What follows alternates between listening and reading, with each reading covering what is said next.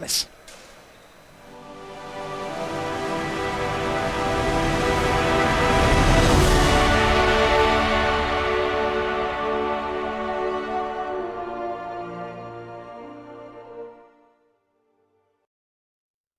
And welcome to round number 3 here at Grand Prix Minneapolis. Maria Bartholdi in the booth, joined by Paulo Vito Damaderosa, and we have players from Brazil in the feature match area here this round. We're going to kick things off with Lucas. Okay, I'm going to try this in the accent, Caparros. Yeah, that's good. That's pretty good. Okay, I got it pretty good there. Versus Matt Stanky, a well-known player here. Both players currently sitting at 2. And a suspicious bookcase versus a graveyard marshal is what we have in play. Locks it on line breaker is going to be the play there for Lucas. Graveyard marshal can be pretty powerful late game stuff. Oh yeah, for sure. And it's exactly what you're looking for in a 2-drop, right? It has a good body for a 2-drop, and then if the game stalls, it still does something. So that's the perfect 2-drop, basically. Suspicious bookcase. It's going to be an all-right blocker here. It's not going to be able to do any trading, but you mentioned late-game abilities, and that is certainly one can make a creature unblockable if you pay 3 and tap it. Daybreak Chaplain is the follow-up play here for Lucas, a 1/3 lifelinker. Yeah, and it's funny that because of the Graveyard Marshal, it's not actually a bad thing that it's not doing any trading.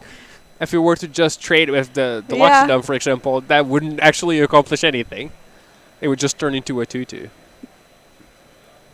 Full-on Mardu here for Lucas. So we see a mountain enter the battlefield. Sky Scanner for Stanky. Just going to draw a card, give him a 1/1 flyer. Playing a Sky Scanner kind of never feels very bad. No, it doesn't. And, it's the kind of thing that I guess we learned with Skittering Surveyor, which was a card that originally not everyone played, and then people were like, actually, you get enough out of this card every time that you should just put it in your deck, even if it's not that exciting. And I think Sky Standard is similar. There's just so many small things that it does that you might as well just put it in any deck, basically. It's very hard to cut it. Open the Graves enters play for Lucas as well here. An enchantment, whenever a non-token creature you control dies, create a 2/2 zombie creature token. So we've got kind of a mini zombie theme going on here for Lucas. Yeah, it's definitely a theme deck. Are you going to see Death Baron next? That would be pretty cool. Yes, some skeletons too. Vine Mare hits the table for Stanky. And Open the Graves, how do you like this? It's 5 mana enchantment, but you essentially get some value if your creatures die. I think it depends on what type of creatures you have. If you have creatures like 3/2s, 3/2s are creatures that get in combat and die. So that's the kind of card that you want with Open the Graves. If you have bookcases, those are 0/4. You're not looking to have those die. So it's not actually good there. And it also matters what you're playing against. If you're playing against blue and white, for example, they will have bounce, they will have pacifism effects, luminous bonds, they have exile effects, so it's not actually great there. But if you're playing against red, for example, the only way to get rid of a creature is by killing it. So then you're going to get value all the time. And there is a 3/2 in play. Locks it on line breaker, speaking of 3/2s, for Lucas. Oh, ooh, wow. 2 Graveyard Marshals. All right, that one's going to get Essence Scattered from Stanky. Essence Scatter, some people call it the best blue common. Do you agree? I do. I think it's just so easy to leave 2 mana up. And this is a format, especially in Sealed, where the important cards, the most important card is the one that matters. Right? That's kind of redundant, I guess. But there are formats in which the game is not defined by your best cards. It's defined by a collection or your average power level. And M19 is a format where I feel like, oh, he's not going to make a token in response? That's weird. Okay, so Vine Mare Rabid Bites on the Graveyard Marshal, but anyway, yeah, and this is a format where your most important card will have a big impact in the game, and being able to answer that for just 2 mana out of a card that doesn't necessarily always have answers to those cards is really good. He's going to get a zombie anyway, though, from Open the Graves, but yeah, and no play there. I guess he just forgot to activate. Yeah, he could also have something like Macabre Waltz and want to return both his Graveyard Marshals back. Oh, that's true. But I think it's more likely that he just forgot. I've noticed reanimation effects in M19 seem to be better than they are normally. Do you think I just invented that, or do you think that's true? I mean, both. Yes, I think. I think fair. I don't know. I don't think they're necessarily better than they were before. I think Rise from the Grave is maybe a card that is a little bit better. because, again, the important cards matter so much. You can get back any of yours or your opponent's, and the format is low enough, especially in sealed, that you don't necessarily worry about having a 5-mana card that sometimes does nothing. And I mean, Macabre is good, Gravedigger is good, but I feel like those cards were always good. Sure. So I don't know if they're necessarily better. It's also possible that he thought Graveyard Marshal was only sorcery speed. It does look like the kind of thing that would maybe be sorcery speed only, but if you have 2 of the card, you probably already know what it does. So Bristling Boar hits the table for Stanky, locks it on Linebreaker, now wearing some Rogue's Gloves. Whenever the equipped creature deals combat damage to a player, you can draw a card. So the Boar is going to jump in front there to prevent that from happening and also take down the Linebreaker. But we're going to keep making these zombies thanks to Open the Graves. And there's a Brawl Bash Ogre for Lucas, which is going to be met with a Bone to Ash. So Bone to Ash is kind of a slower counter spell if we're thinking about things like Essence Scatter, but you do get to draw a card. So how do you feel about Bone to Ash? I think it's a good card, but worse than Essence Scatter overall. Normally, making a 2-mana card into a 4-mana card and adding a card drawing to it is good. Like, if you had Lightning Strike for 4 mana that also drew a card, that card would be amazing. Right. But the fact that you have to leave mana up because it's specifically a counter spell makes it worse. Because, it takes your whole turn to leave 4 mana up. You have to do nothing. Whereas Essence Scatter, you can just do whatever you were doing and have 2 mana left over. So I'll happily play Bone to Ash, especially in Sealed, but I think Essence Scatter is better, and especially in Draft. I will first pick Essence Scatter over a Bone to Ash, for example. All right, Vivian Reed, a Planeswalker, enters play for Stanky. A Wall of Mist follow-up as well. So can Vivian get him out of the mess that he's kind of found himself in? Looks like she's doing an okay job right now, already on 6 loyalty with that plus there. Got to look at the top 4, reveal a creature or a land in Vinemare, holding back kind of the team from Lucas. And here we see that Matt did not play the Wall of Mist that he just got from Vivian Reed, so there has to be a reason, right? Oh, if sure. you're Lucas, you're thinking, well, what can that be? It can be Dispersed, it can be Essence Scatter, but there's definitely something. Ooh, Hieromancer's Cage here from Lucas will lock down Vivian Reed, and that's a pretty good target. Yeah, I wonder if Lucas could just have attacked here. Sure. It is possible. Like, he'll do 3 damage, he'll lose a zombie for that. So I kind of understand attacking or not attacking. I think both work. He really wanted to equip the gloves to the Daybreak, because then that forces that one to be blocked, and then you get a zombie out of that. You do 4 damage, so that would have been a great scenario. But in the end, he didn't have enough mana to do both those things, and decided that playing the enchantment to remove the Planeswalker was more important. And there we see the equip of the Rogue's Gloves on the Daybreak Chaplain, but it's going to be a pass back from Lucas here. Yeah, and unfortunately now there is that wall, so it just gets to block it without...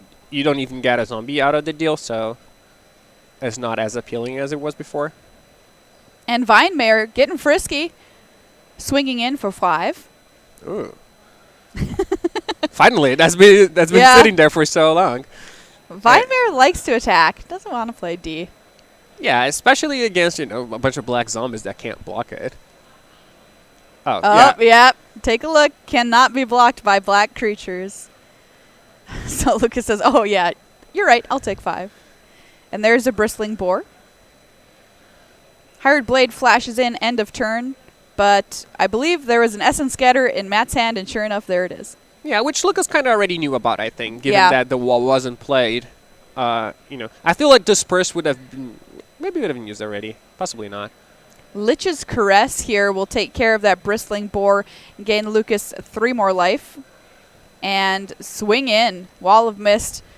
You're kind of like, do you want to block my 1 power creature so I don't draw a card? I've also got 2 zombies attacking.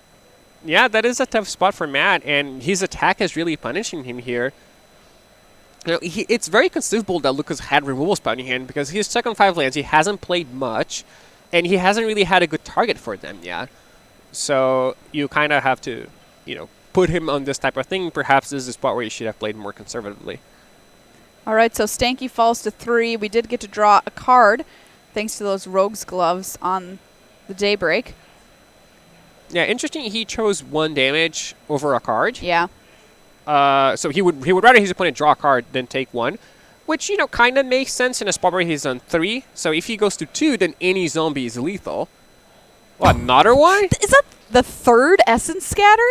I think it is. I think it's the third, and also a Bone to Ash. So. Yeah, you're right.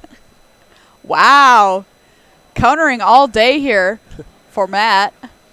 The Herald of Faith hits the bin. Is there a 4th in his hand? I hope so, because that's just nuts. All right, Bog Stomper. All right. Essence Scatter number 4 play set. Matt Stanky. They're all going in the deck. I open 4, I play 4, plus Bone to Ash. Oh, yeah, I mean, I would too. Really? Yeah, I would play 4. I think the card is just so cheap, it's really good. That might just be the reason he's playing blue, even. I mean, yeah, I'd be happy with 4. It must be frustrating for Lucas, who's like, okay, I already baited out all those Essence Scatters. Yeah. Then you go, you play your Flyer, the Essence Scatter again. We're like, well, there's no way to have another one No, now. Now no. I'm really doing it Bog Stomper. You're like, yeah, Essence Scatter again. Shieldmare, though, is able to get in under 4 Essence Scatters there for Lucas, buffering the life total a little bit more. He's up to 22. Stanky's still at 3 life. Pretty precarious. And Well, that doesn't work. Electrify. This is hexproof. Sorry. Yeah, I believe we're still going to see an attack with everything here. There's no real reason not to. Yeah. You're not punished if your opponent does have something, because if your small creatures die, then you're going to turn into zombies. So, All right, so Lucas Caparros able to get it done here in game number 1 over Matt Stanky. So he will take the lead here in this match for Brazil. yeah, proving once and for all that Brazil is better than the United States. What's the Magic scene like in Brazil? Oh, it depends on where you are, because Brazil is really big, right? People Yeah. often, they look at the map and they don't understand that Brazil is actually bigger than continental US, for example. And so the scene is big, but players are very spread out. And we have 1 GP a year sometimes too. So it's possible that you live in a place that's like a 5-hour flight from the GP. Yeah. Even though it's the same country, like which in Europe would never happen, for example. And then Sao Paulo is big. When they had the big PTQs, for example, they had like 200 people, 300 people sometimes. And then our nationals are kind of big. Our last GP had 1,500 people, which I think is that's more very people good. than are here, Yeah. even. So it's growing. Magic Online was a real boost to us, because often, you just couldn't find a draft, for example, Right. if you really wanted to. And now people can play in online PTQs. They can play draft anytime they want. So that really helped grow the Brazilian Magic scene. Let's take a look at a fact or fiction as we wait here as the players shuffle up. So fact or fiction, Paulo, counter magic varies in usefulness depending on the limited format. In M19, counter magic is Terabad. Well, we just saw plenty of counter magic in the last game, and Matt didn't win. That's But true. you said you like it, so... I do like it. I agree that it depends on the limited format, and it also depends on whether you're playing sealed or draft. It's normally much better in sealed, where there's a smaller cost to leaving mana up and more bombs that you want to counter. But I strongly disagree that in M19 is bad. So I would call this a big fiction. I think the best blue cards are the counter spells, and that they were what makes a blue deck in this limited format, especially in sealed. So I think this is a format where they're definitely on the good side of the equation. There have been formats where they've been bad, and Bone to Ash wouldn't be a playable card. This Sure. is not one of them. Okay, so counters, play them if you've got them. Let's take a look at another fact or fiction. Since no other deck wants this, Gearsmith Prodigy can be a fine part of your Artifacts Matter deck. And so this is kind of more of a question for draft. Is this a fine card in your blue-white artifact deck? I don't think it's a card that is very good. I think if you have a perfect blue-white deck, then yes, you can have this card. You can have, the perfect blue-white deck probably has 8 of that card in it. Okay. But the average good black card has, good blue-white deck has 0. Because there aren't even that many great artifacts to play early on. And, playing a 1-2 on turn 1 that turns into a 2-2 on turn 5 isn't that good. Yeah. By that point, the payoff is just not there. And it's not like a 1-mana 2-2 is even that great in limited. If you're just going to pass your turn 2, then you should have just played a 2-mana 2-2 instead. Right? So this is not constricted. I think this card is probably better in constructed than it is in limited overall, and it's already not that great in constructed, so I am not usually happy to play it. Yeah, I've noticed that your artifact stacks kind of don't really even need it, you know? You can just play if you want a low drop, you can play a 1/3 lifelinker sometimes, and you're like, oh, that's fine. Get me to the later game when I've got my more powerful spells and I can play my 5/5 artifact creature, or 3/5 that turns into a 5/5 rather. Yeah, I think that is the right approach. So if you have the super busted deck, or like you're just going to curve 3 of them into a good artifact, then yeah, you can play it, but I've never seen that deck. I don't imagine we'll see it in this tournament. Lucas here on a mulligan as we get ready for game number 2, taking his Scry. Yeah, unlucky. Only way Brazil loses. Oh, and it's going to be a Scry to the bottom. And we're underway. How do you feel about scrying to the top or to the bottom? Do you feel happy or sad? Because I have mixed feelings when What do they you mean? scry to the... Oh, because you're not getting your full value by scrying it to the bottom? Yeah, like I feel good that I keep the card, so I'm drawing something that I want, Yeah. but I also feel like, wow, this is such a waste. You wasted my Scry. Yeah, like if you play Omen Speaker and you're like, well, I just keep those 2. Why did I even play Omen Speaker? You know, I feel like I'm almost forced to bottom the cards. Just Do you to get feel your that value. way too? Yeah. I guess kind of, but I'm happy that my card is good, so I'm not that bothered about it. Yeah, I guess. I always feel like, and even when they keep their card, Yeah. like they cap, so that means it's a good card, but I'm like, yes, they didn't get any value from that. And when they bought it, I'm like, No. well, I know it's not logical. That's okay. We do plenty of illogical things in Magic all the time, like looking at our cards after we've mulliganed from the top. I don't do that though. I'm team never look. Oh, team never look? Never look. I do it. Oh, it just feels so bad though. Well, it depends. It feels bad if you Yeah, get that's it true. wrong, but it That's feels true. great if you get it right. So what I tell myself is, if I mulligan and then I look and it's the land that I needed, Yeah. I'm like, well, I'm a rational person. I know that the odds of this land being there are... So I look and I don't let it affect me. I'm just like, Well, whatever. that's what's but smart. if I look and it's not a land, I'm like, I'm a genius. You know, probabilities don't matter at all anymore. I made the right decision. So I feel like it's a Okay, win-win so for win-win. me. All right. Yes. All right, game number 2 here between these two well underway. We had a Wall of Mist, which was dealt with a lightning strike after an attack from a skeleton archer. We had a Herald of Faith get hit with one of those 4 copies of Essence Scatter that we know Stanky is running, and here's an Anticipate to kind of smooth out his draws as well. Yeah, and here, you know, it's interesting. Are we going to see Lucas just jam creatures into the counter spells he knows exist? Right? Or are we going to see him wait? If he had no creature spells to play, that would be great. You know, Open the Graves would be a great play here because he can't be Essence Scattered, but... And he's not going to do anything. Skeleton Archer is going to get in for an attack, and he's, I guess, just saying, you know, well, if you're just going to leave mana open and I'm already winning on the board, I'm just going to keep it that way and not walk into your counter spells. Yeah, this is a good way to play against counter spells, but the thing that makes Essence Scattered good is that it's so cheap. So in, you know, a turn or 2, Matt will be able to just play a threat and still keep Essence Scatter mana up. Obviously, that depends on what threats he has, what he's going to do with it, but whereas a card like Bone to Ash is almost impossible to keep up in a situation unless you want to just pass your turn without doing anything. I'm interested to know, we have Matt Stanky's deck list over here, how many copies of counter spells he actually has in his deck. So I'm going to give you a little update on what's going on here at the table. Lucas is getting a couple of game rule violations for targeting the Vine Mare with a removal spell and trying to block the Vine Mare with a zombie earlier on, which Vine Mare can't be blocked by black creatures. These are things that, you know, if you haven't played a lot of M19, are easy to forget. Vivian Reed, meanwhile, is going to hit the table for Stanky, and we're immediately going to plus here. Take a look at our top 4 cards. We get a creature or a land, whatever we want. And you know what Lucas really wants here? A 3/2 flash creature. That would be perfect, because that would just let him attack, kill Vivian Reed, add to the board in a turn where he can't be Essence Scattered. So if he does have that, that would be great. We know it's in his deck.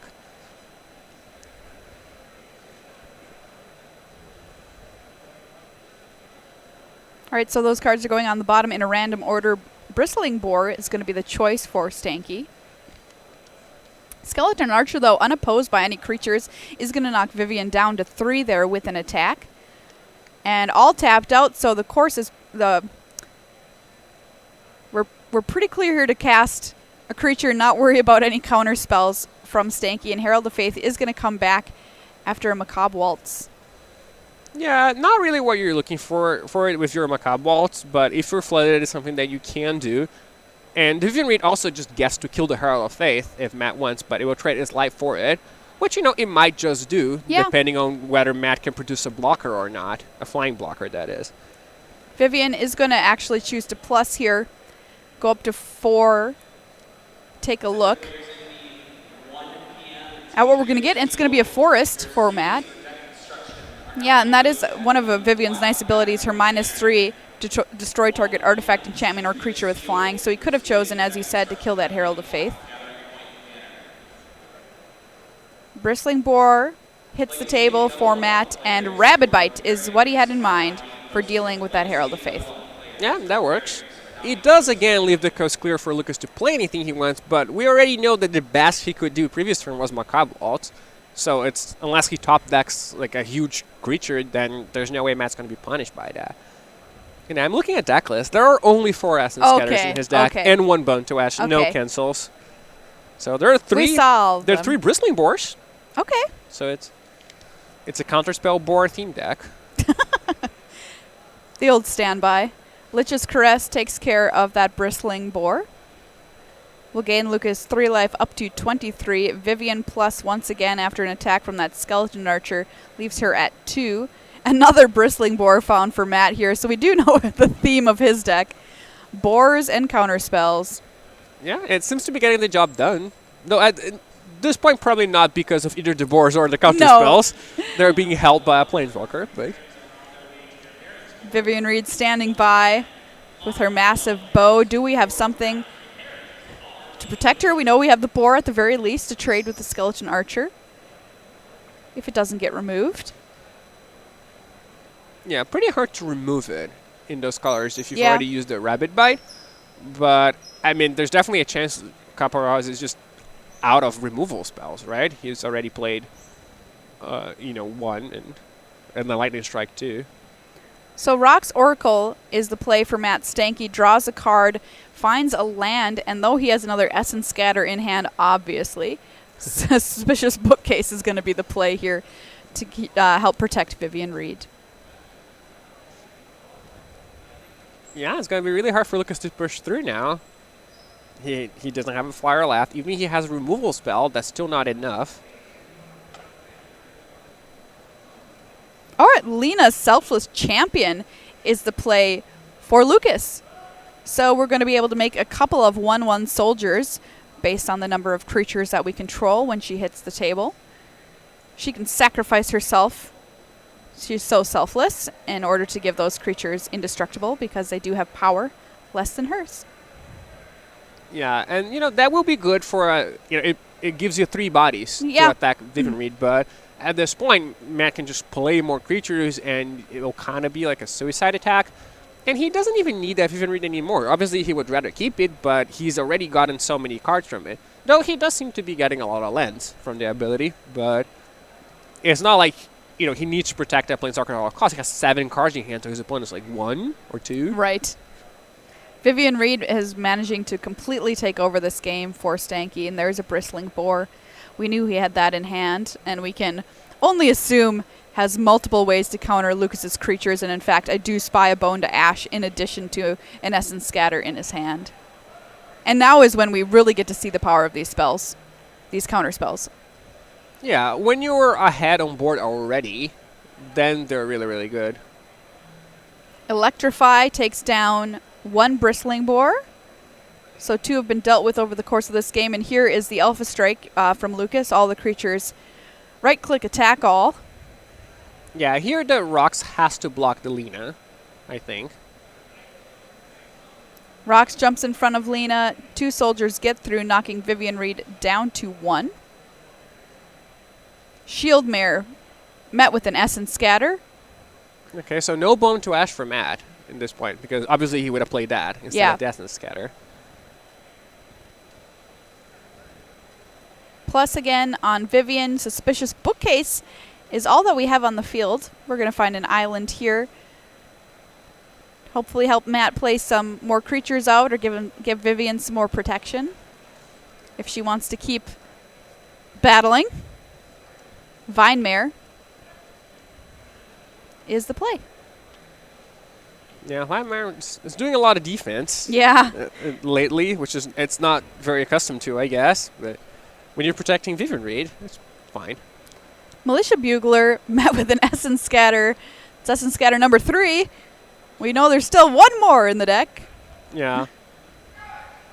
At this point, I'm not even sure you Essence Scatter that. You're Yeah. probably fine doing that because it just adds, potentially 2 bodies against Vivian Reed.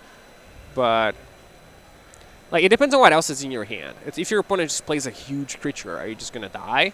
If it is, then you might consider keeping that Scatter in your hand, but it doesn't look like that's a concern for him. Horizon Scholar is going to be the find off of Vivian Reed here on this turn for Matt, and that's a pretty good one to find. Just an excellent card all around. Adds a flyer to the air. Vinemare able to attack now as well. And here we go. Let's scry. 1 top, 1 bottom.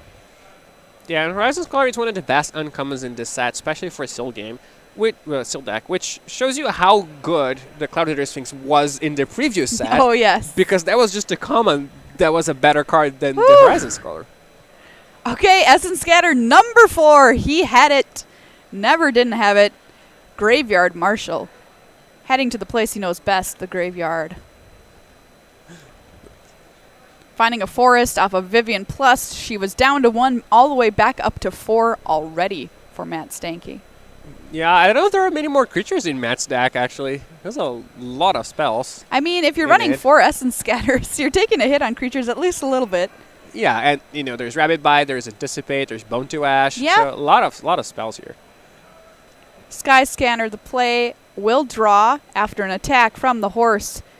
And the Sphinx, Tolarian Scholar, gums up the ground a little bit more for Matt. Back over to Lucas, who is just going to scoop him on up. And we are going to tie things up here in round number 3. Matt Stanky gets a W. Lucas has one in his column already. So we are going to get a game number 3. And, this is kind of a question that I personally struggle with a little bit because I'm not really somebody who likes playing counter spells in my decks. I don't know if you know this about me. I love creatures and I love attacking. So when I get a pool like a pool that Matt has, I just say to myself, am I really playing this many counter spells? Is that bad? How many creatures can I cut back on while I'm playing these? Yeah, I think it really depends on the format. And depends on what else you have. When you're playing a deck full of counter spells, you have to have a way to win the game, right? You can't just extend the game and still lose to their late game. Because when you're countering creatures, especially, and if you don't have any pressure, you're just extending the game, and at some point they'll draw more creatures, you'll draw more cards. So you need to have some sort of bomb barrier. You can't play, 5 or 6 counter spells and try to win with 2/2s. That's just not going to work the majority of the time. So, but Matt does have ways to win the game. He has Vivian Reed, for example. That is a card that just wins the game. Horizon Scholar. Horizon Scholar also wins the game. I also believe he has a copy of Patient Rebuilding, Ooh. which is a card that also wins the game. So when you have a pool like this, if you're going to get to the late game. So you have to make sure you beat him in the late game. And I think he does have the cards for that. So I think if you have this combination of things, then yeah, you should just play a bunch of counter spells. If you don't, then it doesn't make sense to prolong the game if you're going to lose anyway. And everyone has good cards in Seal, so you have to have really good cards. Then in that case, maybe play a different deck, play more aggressive. You can still play your counter spells, but it's a different approach. Players drawing opening hands here for game number 3. Matt Stanky versus Lucas Capulos of Brazil. How did I do that time? A minus. Ooh, A minus. Okay, you made me feel like it was gonna be a D. Oh no, I meant Lucas. That it is hard to mess it up. Lucas, I nailed that. Though I guess that there's the Czech Lucas, Lucas Blowhome. Yeah. And it's just like Lukas. Lukas. Or something, and it's very weird. But our Lucas is just Lucas, Okay. so you got that. Nailed it. Yeah, you did. There's the first of the Essence Scatters from Stanky there on a Loxodon line breaker. And we're going to have our 4th land enter tapped for Lucas. And a pass back from Matt. And it's funny that Lucas actually has 2 names. He's like me, I'm Paulo Vitor, he's João Lucas. João. And that was really good, actually. Okay, great. That was surprising. I was just about to make fun of you for it. You just ruined it for me. But it's a name that it has like the accent on top of the A. Yeah, so the it's, tilde. Yeah, it's really hard for non-Brazilians to pronounce that. I didn't have any idea when I saw it on paper. Yeah. So when you told me his nickname, or, people just call him Lucas, I was very, really Yeah. dodge a bullet there. Yeah, we do just call him Lucas. Oh, wow. No Vivian Reed. I think it's in his hand. He just chose not to play it. Well, he doesn't have a second forest. Oh, that's why. Okay. That makes more sense. Anticipated, but no second green source. 6 mana available for Lucas, but no action yet. Yeah, Just a and here pass. Lucas has to, he has to weight the pros and cons because, he can't just pass and try to force his opponent to tap out and then play creatures into what would be counter spells. Yeah. But at the same time, he knows his opponent has bombs. Yeah. So how much can he really wait? Like, is that a game that he's winning if he waits? And, here he decides that no, he just plays Alina. He just decides that he has to play something. Tolarian Scholar and a Wall of Mist in play for Matt, certainly putting up impressive defense for whenever he's able to find that second force to play that Vivian Reed from hand, too. Yeah, Tolarian Scholar is a card that I'm really not happy to play in this format. I feel like in Dominaria I was fine because it had Wizard synergies, but here is just a 2-3, so you don't particularly care about it. I also wouldn't have killed it here, I don't think. Just take 2 for 5 turns in a row, Yeah, who cares? it's Eventually you're going to play a 3-3. And your opponent is, like, mono boars. Yeah, So, that's true. Vinemare joins the team for Matt. yeah, and that's really good against what we assume is a bunch of removal from Lucas because he hasn't been playing any creatures. And I think he has one copy of Lightning Strike in his hand. Yeah, that I can't saw use that. And lots of his creatures are black as well and can't be blocked there by that Vinemare. And critically now we have the double green as well, able to cast that Vinemare and Vivian Reed. Immediate plus here up to 6. Yeah, it's really not looking good for Lucas Yeah. here. So, is hexproof your favorite keyword? I probably like unblockable more than hexproof, to tell you the truth. Wow, you're a horrible person. I know I am. I know. So Invisible Stalker has got to be your favorite card. Invisible Stalker is just like A+++. Okay. A lot of people ask me, do you ever want to play Bant Boggles? And I'm like, obviously, then I get Invisible Stalker, but it's just too tough right now. The mana's too hard, and once you dip into blue, you start to be interested in all sorts of nonsense, and then your deck goes completely off the rails. So you can't tempt yourself with playing blue to begin with. No. Then you might have to end up playing counter spells, and then that. Then it's all over. Then who am I anymore? You know what I mean? Invisible Stalker is the entry to like harder drugs, like the counter spells. Militia Bugler is all that Lucas is able to muster here, and it gets met with an Essence Scatter. Meanwhile, Matt has managed to build up the team even more. Salvager of Secrets seems excellent in his deck. And Vivian just keeps on plussing. Yeah. We probably won't see a Nultmate from Vivian here because Lucas will just concede. But Yeah. It is. We're You close. would get to do that. We're 1 away currently. Probably not going to do it on 8.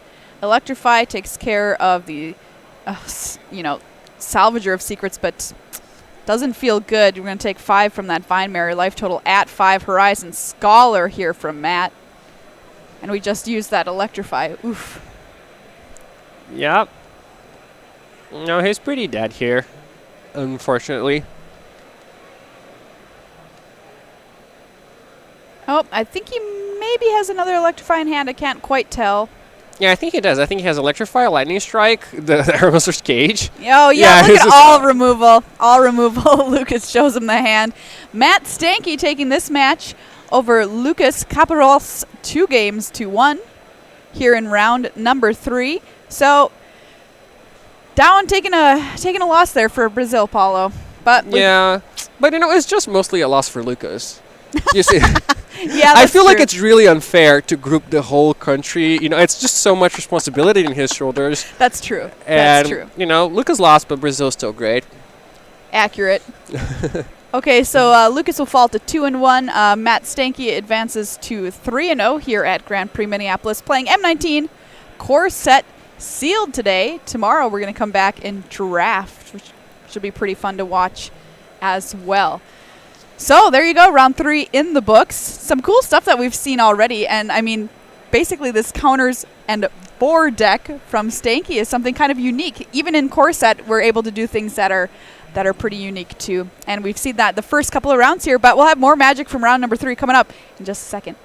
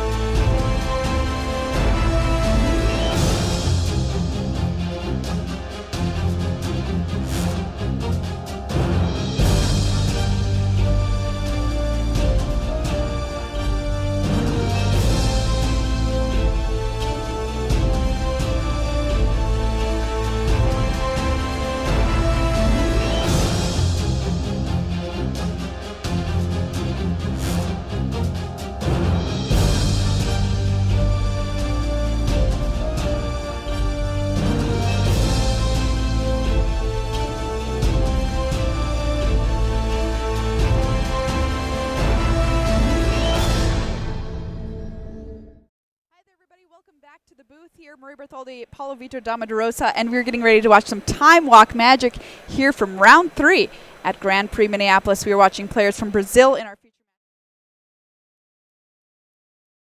All right, that wasn't quite the feature match area. Well, you're watching players from Brazil. Yes, that's true. That was accurate.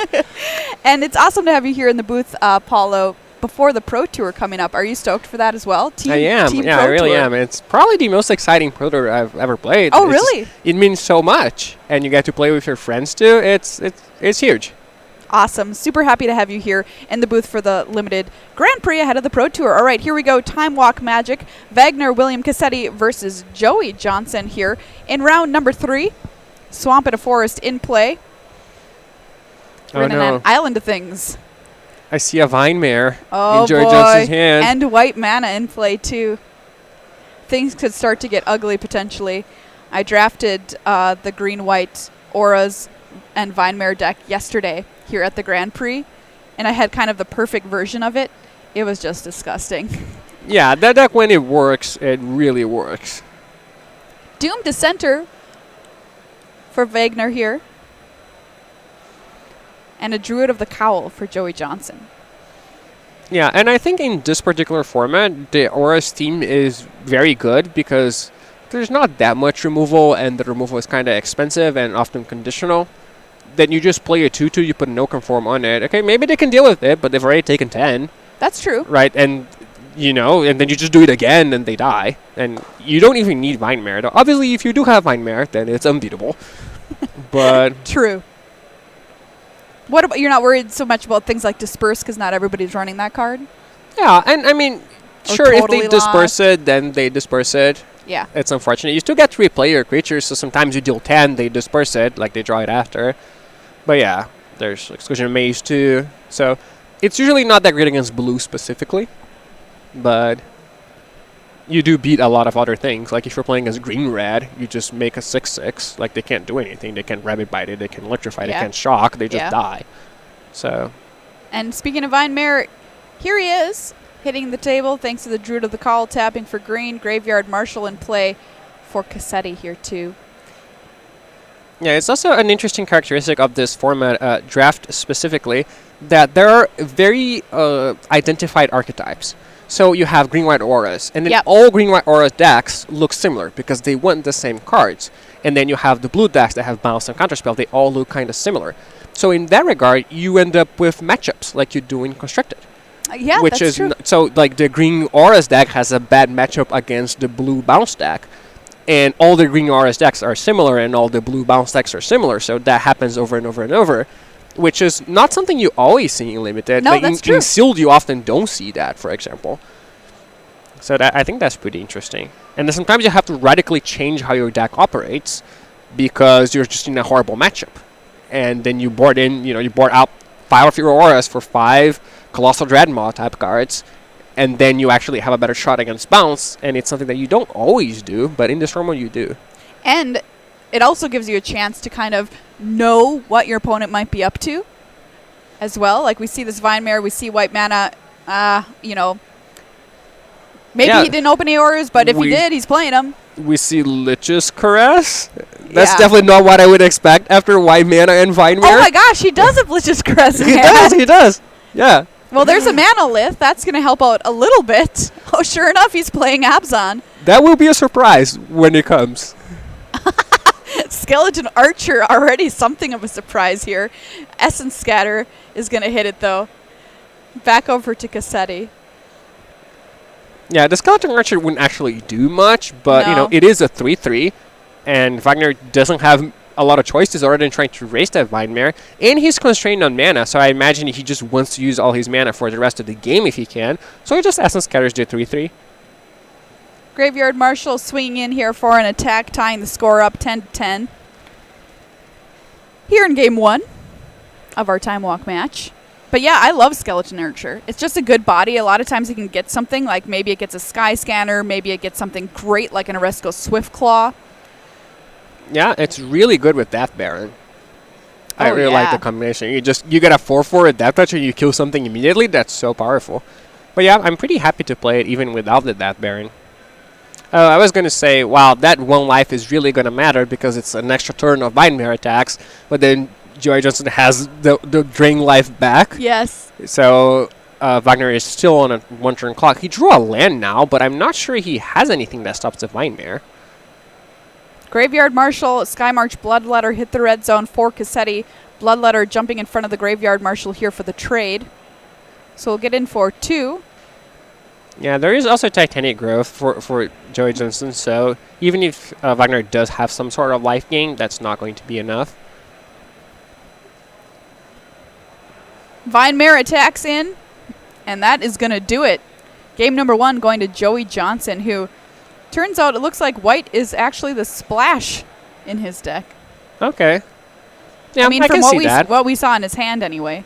Yeah, he had a lot more black cards than white cards, and he had a white dual land. So Anticipate starting things off for Cassetti. yeah, and the conclusion I have is that Brazil is just very weak to Vinemare in general. That's fair. I mean, Vinemare, a lot of people are weak to Vinemare. Yeah, that is true. Would you be happy if hexproof went away as a keyword altogether? They just stopped printing it? So happy. I can't describe how happy that would make me. the air I felt here change. Just like, I would be so happy. It would be the best thing that ever happened to me. Yeah, I don't know the words to describe my level of happiness. Skymarch Bloodletter for Cassetti. The drain effect, as you mentioned. And here's Isareth, the Awakener for Joey Johnson. Nice rare 3/3 Death Toucher. When she attacks, you can pay X and return a creature with X converted mana cost back into play with a corpse counter on it after it dies the second time, goes into exile. Yeah, that's a pretty good card. And it's kind of like, the Angel, Resplendent Angel, that by itself it's already fine. So the opportunity cost of playing it is ridiculously small. Like, you'd always play 3 mana and 3/3 Death Touch anyway. Right. And then it just randomly has this great ability like that is potentially game-winning. So that's definitely one of the better cards. No play from Cassetti other than an attack here with the Bloodletter. Passes the turn back over to Johnson. Yeah, he does have a cancel, but that's pretty awkward. The card would just get reanimated next turn unless he finds a way to deal with it. So you said your favorite mechanics are unblockable and hexproof, which I would assume would be everyone's least favorite mechanic. So what is actually your least favorite mechanic? What do I not like? Yeah. Oh. Probably something like flying, since you're like Bizarro. I'm Bizarro World Magic player. Yeah. I actually like flying too. I guess what I'm trying to say is evasion is my favorite part of Magic. Oh, I see. Okay. So I do like flying. Trample. We could say something like that. Yeah, sure. Okay. Is there anything you do not like? Well, I don't like counterspells. Oh, I see. Okay. Well, that makes sense. I understand not liking counterspells. Speaking of counterspells, there's a cancel. It's on the Daggerback Basilisk. Isareth able to get in for 3 here too. Yeah, and the good thing is that, depending on what Wagner plays, Isareth can just attack and bring that back. And what's Wagner going to do? Double block a Death Touch creature? Right. And 3/4/1 himself? He might have to, but... Bloodletter gets in again. Oh yeah, I forgot my favorite of all time, Horsemanship. Just kidding. That is cool. It is cool. I do love flying. I think flying is so flavorful and it just makes sense. Makes sense. It's easy to understand for new players. I do love it. I remember one of the first mechanics I really had trouble with when I was learning how to play the game was First Strike. Oh, really? I mean, it's kind of then you have to understand that this creature there's 2 kind of separate damage steps during combat, that sort of thing. How about Double Strike? Oh, that sent me into my head for quite a while there the first time I learned about that. Graveyard Marshal met with a rabid bite from Johnson. Isareth able to attack in and pay the cost of the Basilisk, coming back from the dead with a corpse counter on it. It's not a zombie, by the way, so if we had our zombie lord in play, that wouldn't matter, but... Oh, that's weird. It is back. That is not a zombie. Yeah, I point that out because that's what I thought would happen. Yeah, that's what I thought too. Until now. I assume the corpse counter is going to make it a zombie, Just a corpse, just an average corpse. Yeah, not necessarily interested in brains. Exclusion Mage will bounce Isareth to Johnson's hand. Bloodletter keeps swinging in there every turn. Johnson's life total 13, Cassetti's 15.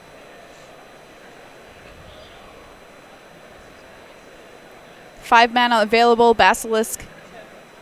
Might as well get in there. Oh, wow, no blocks? Yeah. That is, I guess the creature is just going to come back anyway? if he has no answer for the Ezeret, but Well, the creature can only come back one time. Once it has a corpse counter, it goes to exile. oh after yeah, it dies. then it okay. That is what that does. Then it is interesting that we see no blocks here. Yeah. He might be setting up for a double block next turn, which he might have to do, as bad as that is. Elvish Rejuvenator finds a land for Johnson, and Issereth comes back into play. Bloodletter won't let up. Into the skies once again for another 2. Johnson will fall to 11. And we'll tap 5 to add our big 5/5 to the board. All right. Yeah, and that could be the reason he didn't block the previous turn, because he went a 5/5 rather than a 3/5, and that was his only blue creature. But still, in a board like this, 3/5 and 5/5 are very similar. And Lich's Caress will deal with the 5/5. Opening an attack from Johnson. Deciding what to do here with this swing, and it's going to be everybody. So make a decision with your blocker. I actually like that play. I think the mage would probably just trade with the Basilisk if the Elvish Rejuvenator hadn't attacked. And now he does anyway, and he gets in an extra point of damage. Which again brings the question, if you were going to block anyway, Right. like, why didn't you just block the previous turn? You just took the damage for no reason, but I find myself in that position a lot, I'm like, I've made it. Now I've decided on a different course of action than I had the previous turn, and I should have just blocked or something like that. yeah, and I mean, at least, you can do that, whereas some people will just be like, well, I didn't block, I'm not going to block now. Oh, sure. So I'm already priced into not doing it. Yeah, over my dead body, you're going to see me do that. Yeah. And a sunken cost. yeah. Rock's Oracle, or as we like to call him, Pizza Rhino, comes on in, draws a card for Joey Johnson. Frilled Sea Serpent on Cassetti's side of the table. Pizza Rhino? Yeah, look at it. Looks like he's eating a pizza. Doesn't it? I don't know. Can we get the card up with the big image? We can't because we're on time walk, but I'll pull it up here for you. Oh, it does kind of look like a pizza. Yeah, you're correct. Oh, wow. I'll never be able to unsee that. Speaking of rhinos, here's the Siege Rhino of the Skies. Oh, that card's so good. It's excellent. 3/4 flyer, drain 3 when it hits the table. Yeah, it might not be enough here, but it is definitely one of the more powerful incomes in this set, I think. 5 mana 3/4 flyer. I feel like that's already good for this set, and then it just drains for 3/3 so much. Johnson on 9 life now to Cassetti's 8. So Cassetti's been able to chip in for plenty of damage this game, despite Johnson usually having the upper hand on number of creatures in play. Yeah, that's true. He's been attacking with that Bloodletter for a very long time. Everyone attacking here for Johnson. The Bloodletter will trade with the Rhino, and we're just going to see a block straight out. Both creatures will live there from the flyer. Well, the Courser should die, right? Oh, yeah. It was blocked by a...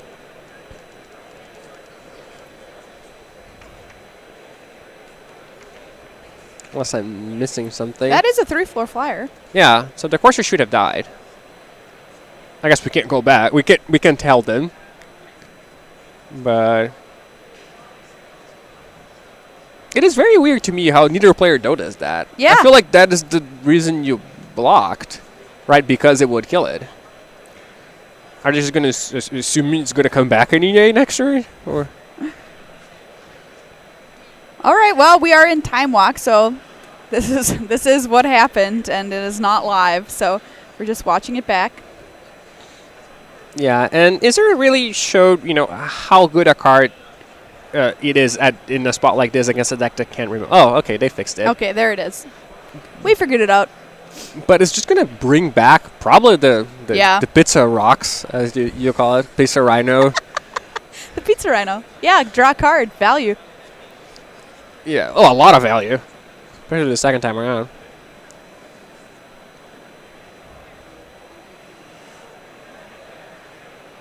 Yep, and sure enough, Issereth will pay 5 to get back. Pizza Rhino. I almost called it for real. Rocks Oracle. Sorry. Comes back with a corpse counter. Draws Johnson a card. Cassetti on 4 life here. Johnson at 9. 2 flyers in play, though, for Cassetti, but under pressure. Yeah, he just has to block here, I think. Assuming he has nothing in hand. This can't go on for much longer, you know? Yeah. It feels bad. Your opponent's already gotten so much value. Your card costs 5, their costs 3, but you have to do it. And I think there's a Vampire Sovereign in Joe Johnson's hand as well. Oh, really? So that's really gonna... They're probably thinking, have I played a land this turn? Right. Because normally, you know, you don't care. You already have 9 or 10. What's the difference? But it actually does matter in a spot like this because he has a land. And... yeah, that looks like to be exactly what they're talking about here. Is there any way that you are able to follow how many lands if you've already made your land drop that turn? I mean, in a situation like this, I don't think so. The way that I do it is I try to think, you know, what did I do last turn? How many untapped lands did I have? Okay. And then I look. I know that some people, they have like a special spot for their land of the turn. So they'll play a land of the turn and it goes in a specific place in their play mat or whatever. And then you know that if the land is there, that means you just played it. Some people even play a land upside down if it's their land drop for the turn. So when they pass the turn, they turn it back up. So there are a bunch of techniques you can have if you want to be absolutely sure. But yeah, the way I do it, I just mostly try to remember. Also, I feel like I would definitely have played a land if I had Azerath in Sure. play. Like, there's no reason to just sandbag a land in your hand. So I would know for a fact in a spot like this. Johnson's going to take it there with that Vampire Sovereign play. Will drain Cassetti for the last 3 points of life. Joy Johnson over Wagner Cassetti, 2-0 here in our time walk match. Another player from Brazil going down this round, but... oh, yeah, that's right. Rub it in. well, all of our teams from the various countries didn't seem to be doing too well. That's true. I wonder how Australia did. I didn't Yeah. get to see Australia last round. That's true. I'm not sure. Maybe chat will remind us how Australia fared in our tour of the world here in our first 3 opening rounds of Grand Prix Minneapolis. So we'll have players coming off buys as we head into the 4th round, and there are a lot of big-name players out here behind us in the convention center because, as we said, the Pro Tour is coming up next weekend. Can you tell me which of the 3 formats you're playing, or is that secret? Oh, no, I'm playing standard. Oh, okay. So probably. I mean, there's still time to change, that's but true. I think standard. Okay. Well, we'll talk more about that as our day goes on. More Magic coming up for you after these messages.